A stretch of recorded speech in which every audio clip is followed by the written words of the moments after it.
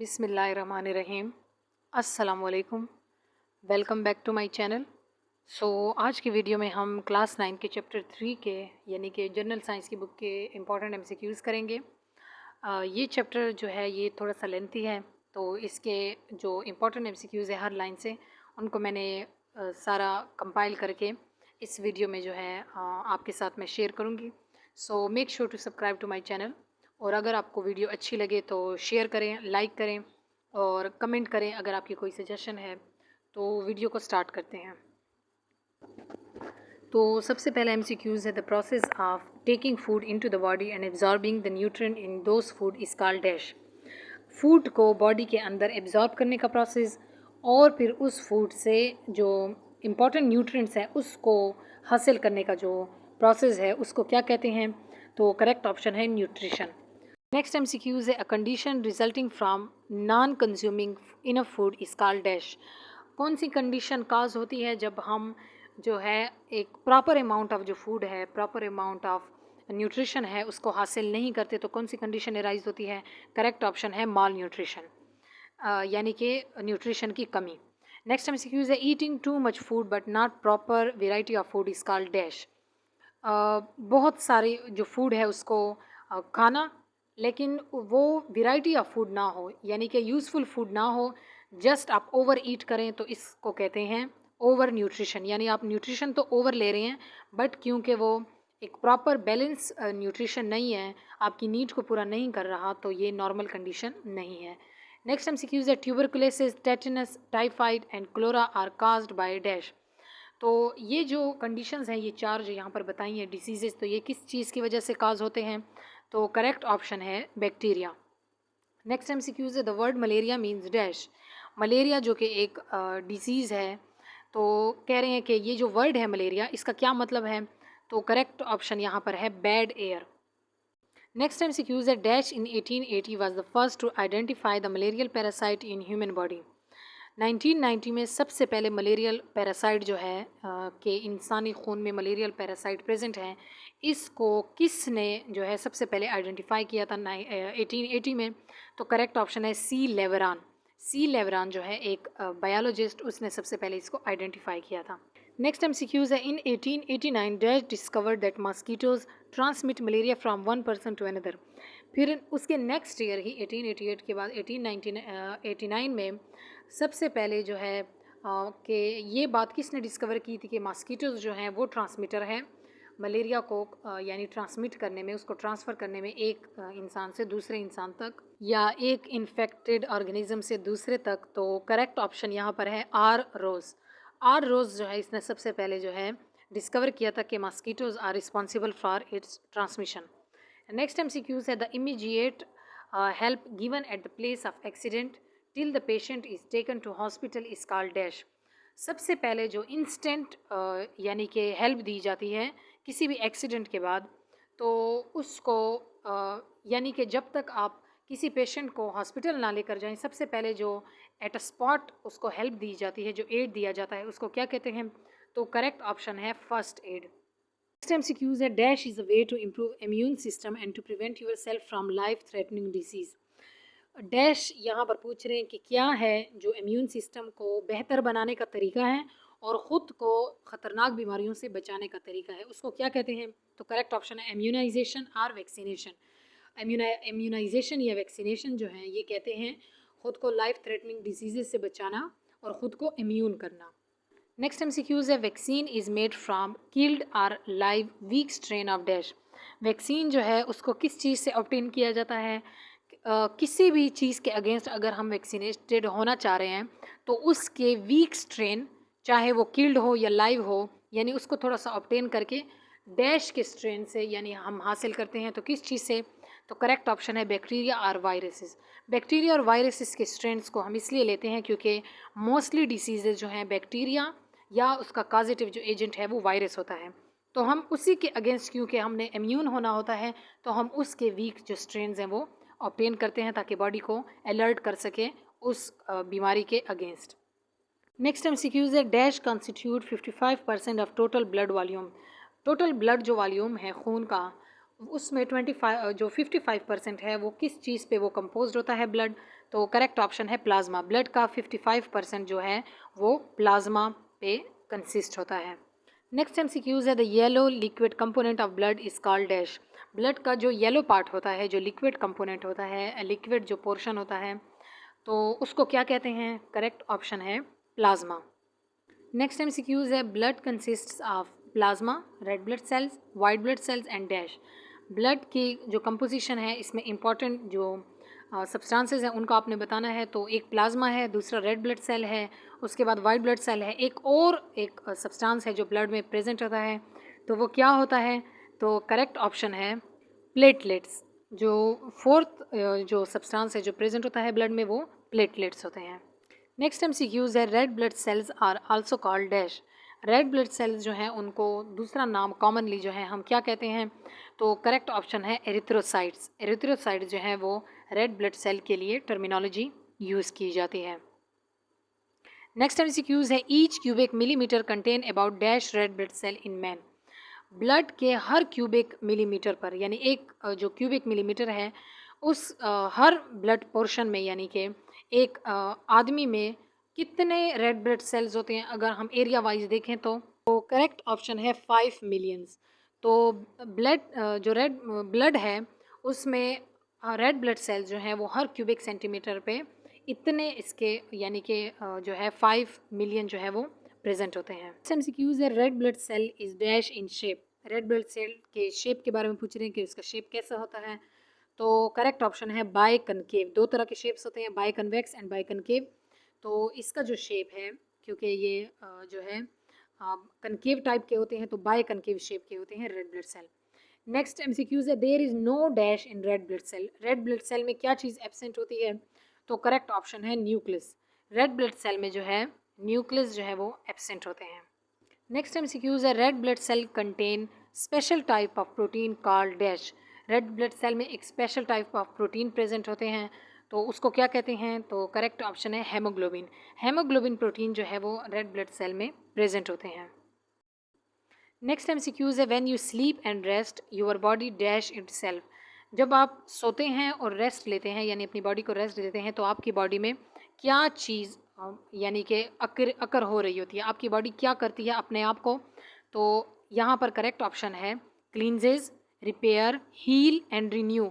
यानी कि वो ख़ुद को क्लींस करती है, साफ़ करती है, रिपेयर करती है, अगर कोई बॉडी सेल्स वगैरह जो है डैमेज हो चुके हैं तो उसकी रिपेयरिंग करती है, हील करती है, कोई भी इंटरनल कोई ब्लीडिंग वगैरह हो रही है उसको करती है, और रिन्यू करती है, यानी सेल्स को जो है रिप्लेस करती है, जो ओल्ड सेल है उनको न्यू सेल से। तो ये जो प्रोसेस है ट्रांसफॉर्मेशन का, ये स्लीप के दौरान, रेस्ट के दौरान बॉडी जो है वो करती है, ख़ुद को रिन्यू करती है। नेक्स्ट एमसीक्यूज है when you sleep and rest memories in your brain gets dash. जब आप सोते हैं और रेस्ट करते हैं तो आपकी मेमोरीज के साथ क्या होता है? यानी आपकी जो ब्रेन में मेमोरीज होती हैं, जो यादें होती हैं, उनके साथ क्या अकर होता है? तो करेक्ट ऑप्शन है स्टोर्ड। वो मेमोरीज जो है ट्रांसफॉर्म होती हैं और स्टोर्ड होती रहती हैं, सारी एक तरह से रिन्यू होके, रिवाइज होके आपकी जो मेमोरी में है, ब्रेन में, वो स्टोर हो रही होती हैं। नेक्स्ट एमसीक्यूज है white blood cells are also called dash. White blood cell को कॉमनली क्या कहते हैं? एक दूसरी टर्मिनोलॉजी इसके लिए हम यूज़ करते हैं, तो करेक्ट ऑप्शन है ल्यूकोसाइट। जैसे कि रेड ब्लड सेल को एरिथ्रोसाइट्स कहते हैं, इसी तरह वाइट ब्लड सेल को ल्यूकोसाइट्स कहते हैं। नेक्स्ट एमसीक्यूज है white blood cells are dash in colour. White blood cell जो हैं उनका कलर क्या होता है? तो करेक्ट ऑप्शन है कलरलेस। वाइट ब्लड सेल जो हैं वो कलरलेस होते हैं। नेक्स्ट एमसीक्यूज है white blood cells are dash in size as compared to red blood cell. अगर हम इनके साइजेस का कंपैरिजन करें, रेड ब्लड सेल और वाइट ब्लड सेल का, तो वाइट ब्लड सेल जो हैं वो डैश होते हैं as compared to red blood cell. तो क्या होते हैं? उनसे बड़े होते हैं, छोटे होते हैं? तो करेक्ट ऑप्शन है लार्जर। तो वाइट ब्लड सेल जो है वो रेड ब्लड सेल के कंपैरिजन में लार्ज इन साइज होते हैं, यानी कि बड़े होते हैं। नेक्स्ट एमसीक्यूज है there is dash in each cell of white blood cell. White blood cell के हर सेल में डैश प्रेजेंट होता है, तो करेक्ट ऑप्शन है न्यूक्लियस। तो यहाँ पर ये कंपैरिजन वाइज आप याद करें कि रेड ब्लड सेल में न्यूक्लियस जो है वो एब्सेंट था, और वाइट ब्लड सेल के हर सेल में जो है न्यूक्लियस है, यानी कि हर सेल जो है वो न्यूक्लिएटेड है। एमसीक्यूज है as compared to red blood cells they are dash in number in blood. तो रेड ब्लड सेल के कंपैरिजन में जो वाइट ब्लड सेल हैं वो ब्लड में उनका नंबर यानी कि कितना होता है? तो करेक्ट ऑप्शन है यहाँ पर लेस। रेड ब्लड सेल जो हैं वो साइज़ में तो वाइट ब्लड सेल जो हैं वो साइज़ में तो रेड ब्लड सेल से बड़े होते हैं, बट नंबर में जो हैं वो रेड ब्लड सेल से ब्लड में कम होते हैं, यानी रेड ब्लड सेल जो हैं वो नंबर में ब्लड में ज़्यादा होंगे कंपोजिशन वाइज। नेक्स्ट MCQs है 1 cubic millimetre of blood contain dash to dash white blood cell, यानी कि 1 क्यूबिक मिलीमीटर जो ब्लड है यानी इतने एरिया का ब्लड, उसमें डैश से dash number of white blood cell होंगे। यहाँ पर अब कंपैरिजन वाइज बता रहे हैं कि 1 क्यूबिक मिलीमीटर अगर हम एरिया लें ब्लड का, यानी इतना ब्लड लें, तो उसमें अप्रॉक्सीमेटली कितने number of white blood sales होंगे। तो करेक्ट ऑप्शन है 7000 टू 8000। तो यहाँ पर आप क्लियरली देख सकते हैं कि यहाँ कम है, जबकि रेड ब्लड सेल जो थे वो ज़्यादा थे नंबर में, यानी 5 मिलियन तक थे। नेक्स्ट MCQs है there are dash hosts in life cycle of malarial parasite Plasmodium. Malarial जो पैरासाइट है यानी कि प्लाज्मोडियम, उसके लाइफ साइकिल में कितने होस्ट होते हैं। तो करेक्ट ऑप्शन यहाँ पर हैं 2, यानी कि 2 होस्ट होते हैं प्लाज्मोडियम की लाइफ साइकिल में। नेक्स्ट MCQs है which mosquito causes the transmission of malaria. कौन सा मॉस्किटो जो है वो कैरियर का काम करता है, मलेरियल पैरासाइट को कैरी करता है एक बॉडी से दूसरी बॉडी तक। तो करेक्ट ऑप्शन है female Anopheles mosquito. Female Anopheles mosquito जो है वो रिस्पॉन्सिबल है और एज अ कैरियर काम करती है प्लाज्मोडियम के यानी मलेरियल पैरासाइट के ट्रांसफ़र में। Next MCQs the 2 hosts of malarial parasite are dash. जो मलेरियल पैरासाइट के लिए 2 होस्ट ऑलरेडी हमने अभी पढ़े हैं, तो वो कौन कौन से हैं यहाँ पर आपने बताने हैं। तो करेक्ट ऑप्शन है human and Anopheles mosquito. 2 host हैं मलेरियल पैरासाइट के, उसकी लाइफ साइकिल में जो आते हैं, एक इंसान यानी इंसान की बॉडी और दूसरा जो है एनाफिलीज मॉस्किटो। नेक्स्ट MCQs है the red colour of blood is because of dash and iron containing pigment compound. Blood का जो रेड कलर है, जो सुर्ख रंग है ब्लड का, वो किस वजह से है। तो यहाँ पर आपने डैश में वो बताना है कि वो किस वजह से है। तो हिंट यहाँ पर इन्होंने दिया है कि वो जो जिस चीज़ की वजह से इसका कलर रेड है वो आयरन कंटेनिंग कंपाउंड है, यानी कि उसमें आयरन प्रेजेंट होता है, आयरन कंटेनिंग वो कंपाउंड है। तो करेक्ट ऑप्शन यहाँ पर है haemoglobin. Haemoglobin is the iron containing pigment compound which is responsible for the red colour of blood. तो करेक्ट ऑप्शन है हेमोग्लोबिन।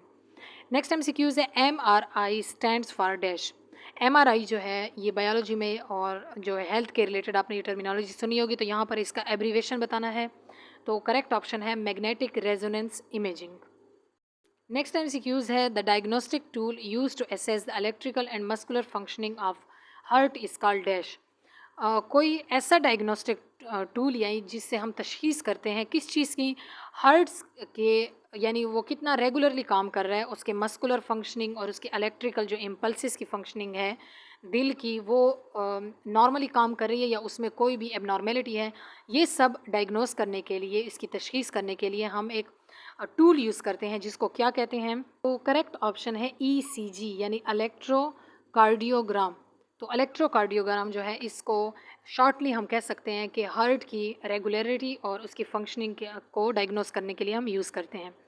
नेक्स्ट MCQs है dash in blood helps in clotting of blood. Blood में कौन सा factor या कौन सा substance जो है वो रिस्पॉन्सिबल है ब्लड की क्लॉटिंग के लिए। क्लॉटिंग कहते हैं ब्लड के जमने के लिए। तो यहाँ पर स्पेलिंग मिस्टेक है, क्लॉटिंग लिखा हुआ है, सॉरी, तो ये क्लॉटिंग है। तो करेक्ट ऑप्शन है प्लेटलेट्स। प्लेटलेट्स जो हैं ये जो है रिस्पॉन्सिबल है ब्लड के क्लॉटिंग के लिए, ब्लड के जमने के लिए। MCQs है platelets are created from larger cells in the bone marrow is called dash. Platelets जो हैं वो बोन मैरो में जो हैं लार्जर सेल से बनाए जाते हैं या बनते हैं, जिसको क्या कहते हैं, डैश। यहाँ पर इसके लिए करेक्ट ऑप्शन है मेगा कैरियोसाइट्स।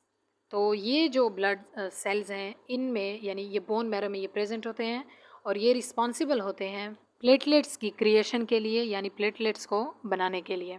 नेक्स्ट MCQs है platelets are use to treat a condition called dash in which there is shortage of platelets. एक कंडीशन होती है जो कि प्लेटलेट्स की यानी कि कमी की वजह से बनती है वो। तो प्लेटलेट्स जो हैं वो उस कंडीशन को उसका इलाज करने के लिए यूज़ होते हैं, यानी उनकी कमी होगी तो हम प्लेटलेट्स को क्रिएट करेंगे या उसकी क्रिएशन में हेल्प करवाएंगे। तो उस कंडीशन को क्या कहते हैं। तो इसके लिए जो करेक्ट ऑप्शन है वो है थ्रेम्बोसाइटोपोनिया। तो ये कंडीशन जो है ये प्लेटलेट्स की कमी की वजह से काज होती है। नेक्स्ट MCQs है an unwanted condition that's hard to say what could be wrong. A patient does not know what's happening. एक unwanted condition यानी abnormal condition जिसमें ये पता ना चले कि क्या गलत हो रहा है बॉडी के साथ, यानी कि पेशेंट जो है वो जब सफ़र कर रहा होता है तो he does not know what's it happening it's in his body. तो इस कंडीशन को कहते हैं डिसऑर्डर, यानी ये टर्मिनोलॉजी जो है, जो डिसऑर्डर यानी आपकी बॉडी के जो नॉर्मल फंक्शनिंग है उनका ऑर्डर में ना रहना, उसका डिसऑर्डर हो जाना, किसी की भी जो फंक्शनिंग है वो अफेक्ट हो जाना। नेक्स्ट MCQs है dash are smaller than bacteria which can't survive without a host and cause harmful diseases in living organism. वो कौन सी चीज़ है जो कि बैक्टीरिया से साइज़ में स्मॉलर है बट वो हार्मफुल है और यानी पैथोजेनिक है, डिफरेंट ऑर्गेनिज्म में डिसीजेस काज करती हैं हार्मफुल, और वो होस्ट के बगैर जो है वो सर्वाइव नहीं कर सकती, अपनी सर्वाइवल के लिए उसको होस्ट की ज़रूरत होती है। तो करेक्ट ऑप्शन है वायरसेस। वायरसेस जो हैं वो होस्ट के बगैर जो है वो सर्वाइव नहीं कर सकते और वो बैक्टीरिया जो है साइज़ में स्मॉलर होते हैं। नेक्स्ट MCQs है common cold, AIDS, polio and chickenpox are caused by dash. तो ये जो कंडीशंस हैं यानी कॉमन कोल्ड, एड्स, पोलियो और चिकन पॉक्स, ये किस चीज़ की वजह से होती हैं? तो करेक्ट ऑप्शन यहाँ पर है viruses. Next MCQs is blood cells are mostly manufactured in dash. Blood cells जो हैं वो मोस्टली कहाँ पर मैन्युफैक्चर होते हैं, कहाँ पर बनते हैं? तो करेक्ट ऑप्शन है बोन मैरो। नेक्स्ट MCQs है the average life of red blood cell is dash. Life span जो है एक रेड ब्लड सेल का वो कितना होता है एवरेज, अगर हम इसका देखें तो करेक्ट ऑप्शन है 120 डेज़। 120 डेज़ जो है टोटल लाइफ होती है एक रेड ब्लड सेल की। नेक्स्ट MCQs है cancer of white blood cell is called dash. White blood cell की जो कैंसर है यानी उसकी जो अनलिमिटेड एक अनकंट्रोलेबल जो डिवीज़न है यानी ग्रोथ है, तो उसको क्या कहते हैं? तो करेक्ट ऑप्शन यहाँ पर है leukaemia. Leukaemia is the cancer or uncontrollable division of white blood cells. Next MCQs है exposure to high level of chemical like benzene, radiation और cancer treating drug usage have high risk of dash. High जो affective यानी जो reactive chemicals हैं benzene या high जो radiations हैं उन तक एक्सपोजर यानी वहाँ तक वो आप पर एक्सपोज हों, या आप जो है ऑलरेडी कैंसर के रिलेटेड किसी भी कंडीशन यानी किसी भी टाइप के कैंसर के ड्रग्स जो हैं आपने यूज़ किए हों, तो इन सब की वजह से जो रिस्क फैक्टर हैं यानी कौन सी कंडीशन जो है एडवर्स अफेक्ट काज हो सकता है, तो करेक्ट ऑप्शन है ल्यूकेमिया। ल्यूकेमिया जो है उसके रिस्क फैक्टर में ये सारी कंडीशंस आती हैं जो ऊपर MCQs में डिस्कस किया गया है। नेक्स्ट MCQs है the condition of acquired or inherited abnormality of red blood cell to provide adequate oxygen supply to body tissue is called dash. एक ऐसी कंडीशन जो आपके पेरेंट्स से आप तक ट्रांसफ़र हो रेड ब्लड सेल की, कि रेड ब्लड सेल जो हैं वो इनअफेक्टिव रहें यानी वो एक प्रॉपर अमाउंट ऑफ ऑक्सीजन जो है उसको कैरी आउट ना कर सकें, आपको प्रोवाइड ना कर सके, तो इस कंडीशन को कहते हैं एनीमिया। एनीमिया में जो रेड ब्लड सेल हैं वो अफेक्टिव नहीं रहते इतने कि वो बॉडी के हर टिश्यू तक ऑक्सीजन को प्रॉपर अमाउंट यानी उसकी ट्रांसफ़र कर सकें। नेक्स्ट MCQs है एक्सेसिव ब्लीडिंग काज डैश। एक लिमिट से ज़्यादा जो है एक प्रॉपर अमाउंट जो है उससे ज़्यादा अगर ब्लीडिंग हो जाए, खून बहना जो है उसको क्या कहते हैं? तो करेक्ट ऑप्शन है एनीमिया। यानी उसको कहना नहीं बल्कि उसको काज करता है, एक्सेसिव ब्लीडिंग जो है वो एनीमिया यानी खून की कमी का बाइस बनता है। नेक्स्ट MCQs है breath shortness, dizziness, sweating, cramps of leg, faintness, fatigue, increase thirst, weak and rapid pulses and paleness are symptom of dash. ये सारी जो सिम्टम है यानी खून की कमी होना, आपको स्वेटनेस जो पसीने आना, आपके जो टांगे हैं उनमें क्रैम्प्स होना और आपको चक्कर आना, आप थक जाएं या आपको प्यास लगे या आप वीकनेस फील करें, ये सारे किस चीज़ के जो हैं सिम्बल्स हैं या अलामात हैं? तो करेक्ट ऑप्शन है एनीमिया। खून की कमी जो है ये पेलनेस और इस तरह के जो ब्रेथ शॉर्टनेस हैं ये वाली सिम्टम जो हैं ये इसके रिलेटेड है, एनीमिया के रिलेटेड। MCQs है dash is metabolic efficiency and dash is a metabolic inefficiency. Metabolic यानी कि आपके जो रिएक्शंस हैं फूड ब्रेकिंग के, आपके जो बॉडी रिएक्शंस हैं डाइजेस्टिव सिस्टम के रिलेटेड, अगर वो एफिशिएंट तरीके से हो रहे हैं, प्रॉपर तरीके से, तो उसको कहते हैं हेल्थ, और अगर उनमें इनएफिशिएंसी आ गई है तो उसको कहते हैं डिसीज़। तो करेक्ट ऑप्शन यहाँ पर है हेल्थ एंड डिसीज़। अगर आपकी बॉडी जो है वो एफिशिएंट वे में काम कर रही है तो इस कंडीशन को कहते हैं हेल्थ, यानी आप हेल्दी हैं। और अगर किसी भी जो मेटाबॉलिक जो प्रोसेस है उसमें इनएफिशिएंसी आ गई है, वो इतना एफिशिएंटली काम नहीं करा, तो उसको कहते हैं डिसीज़ कंडीशन, यानी कि वो उसमें कुछ डिसऑर्डर आ गया है। नेक्स्ट एमसीक्यूज़ है anaemia, goitre and scurvy are caused due to dash. ये 3 कंडीशन जो है एनीमिया, गोइटर एंड स्कर्वी, ये किस चीज़ की वजह से काज होते हैं? तो करेक्ट ऑप्शन है माल न्यूट्रिशन, यानी खुराक की जो कमी हो जाती है बॉडी में, तो ये जो है ये डेफिशिएंसी के रिलेटेड डिसीज़ेज़ हैं, तो ये कंडीशंस काज होती हैं। नेक्स्ट एमसीक्यूज़ है डैश इज एब्जॉर्प्शन और digestion problem while dash is specifically refers to people not getting enough food. तो डैश जो है वो एब्जॉर्प्शन या डाइजेशन के रिलेटेड प्रॉब्लम है, और डैश जो है वो उन लोगों के रिलेटेड एक टर्मिनोलॉजी है जिनको प्रॉपर या इनफ जो बैलेंस फूड है वो प्रोवाइड नहीं होता, उनको नहीं मिलता। तो यहाँ पर जो करेक्ट ऑप्शन होंगे वो होंगे malnutrition and undernutrition. Malnutrition कहते हैं डाइजेस्टिव के रिलेटेड जो प्रॉब्लम है, एब्जॉर्प्शन के रिलेटेड, और अंडर न्यूट्रिशन जो है एक प्रॉपर जो न्यूट्रिशन है वो आपको ना मिले, यानी प्रॉपर अमाउंट में। नेक्स्ट एमसीक्यूज़ है dash are the collective causative agent of ringworm. Ringworm जो एक डिसऑर्डर है, एक डिसीज़ है, वो किस वजह से होती है, यानी उसके कॉजेटिव एजेंट क्या हैं? तो करेक्ट ऑप्शन यहाँ पर है डर्मेटोफाइट्स। डर्मेटोफाइट्स जो हैं वो इसके कॉजेटिव एजेंट्स हैं। नेक्स्ट एमसीक्यूज़ है dash is the infection of skin, hair and nails. Skin, hair और नेल्स के इन्फेक्शन को क्या कहते हैं, यानी किस जो कंडीशन है उसको क्या कहते हैं जो इन तीनों में कॉमनली यानी प्रिवेल करता है? तो करेक्ट ऑप्शन है रिंग वॉर्म। रिंग वॉर्म जो है वो इन्फेक्शन है स्किन का, हेयर्स का और नेल्स का। नेक्स्ट एमसीक्यूज़ है a viral disease which damage liver and it's functioning is called dash. Liver के रिलेटेड जो है, यानी लिवर की डिसेबिलिटी जो है वो कौन से वायरल जो है इन्फेक्शन की वजह से होती है? तो करेक्ट ऑप्शन है हेपेटाइटिस। नेक्स्ट एमसीक्यूज़ है which type of hepatitis is most dangerous. As we know के हेपेटाइटिस जो है वो 3 टाइप का होता है, hepatitis A, B and C. तो यहाँ पर पूछ रहे हैं कि कौन सी जो टाइप है हेपेटाइटिस की वो सबसे डेंजरस है, सबसे ख़तरनाक है हेल्थ के लिए? तो करेक्ट ऑप्शन है B and C. Next MCQs है there is no vaccination for hepatitis. तो आपको पता है कि जितने भी वायरल इन्फेक्शंस हैं तो इनके अगेंस्ट हम वैक्सीनेशन कर सकते हैं टू प्रिवेंट आवर सेल्फ। तो कौन सी टाइप है हेपेटाइटिस की जिसके लिए वैक्सीनेशन जो है वो अवेलेबल नहीं है? तो करेक्ट ऑप्शन है हेपेटाइटिस सी। नेक्स्ट एमसीक्यूज़ है to prevent polio vaccine should be given to all children under age dash. Polio जो एक वायरल जो कंडीशन है यानी इन्फेक्शन है, उससे ख़ुद को बचाने के लिए बच्चों को, तमाम बच्चों को जो है ये वैक्सीन लगवानी चाहिए। और उनकी एज कितनी होनी चाहिए, यानी कितनी एज से कम बच्चों को ये वैक्सीनेशन करवाई जाती है? तो करेक्ट ऑप्शन है 5 ईयर्स। 5 साल के कम यानी बच्चे जो हैं, क्योंकि इसके बाद जब ये कंडीशन काज होती है तो वो जो है रिवर्सिबल नहीं होती ये कंडीशन, फिर इसका कोई इलाज नहीं होता। नेक्स्ट एमसीक्यूज़ है a rare bleeding disorder in which blood does not clot normally is called dash. Bleeding के रिलेटेड एक डिसऑर्डर है, यानी खून के रिलेटेड, जिसमें ब्लड जो है वो क्लॉट नहीं होता, यानी कि वो बहता रहता है, वो जमता नहीं है। अगर आपको कोई कट या कोई ज़ख़म लग जाए तो इस कंडीशन को क्या कहते हैं? तो करेक्ट ऑप्शन है हेमोफीलिया।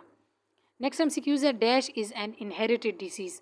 कौन सी डिजीज़ है ब्लड के रिलेटेड जो कि इनहेरिटेड है एक, तो यानी कि पेरेंट्स से ऑफस्प्रिंग में जो है वो ट्रांसफ़र होती है, नेक्स्ट जनरेशन में ट्रांसफ़र होती रहती है?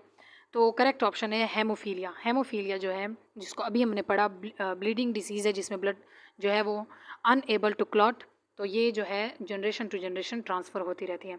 सो ये थी आज तक की वीडियो। ये चैप्टर काफ़ी लेंथी था और इसके कुछ एमसीक्यूज़ अभी भी रहते हैं, तो इंशाल्लाह वो नेक्स्ट वीडियो के साथ आएंगे। So make sure to subscribe to my channel, like share and comment, और नेक्स्ट वीडियो में मिलते हैं। अल्लाह हाफिज़।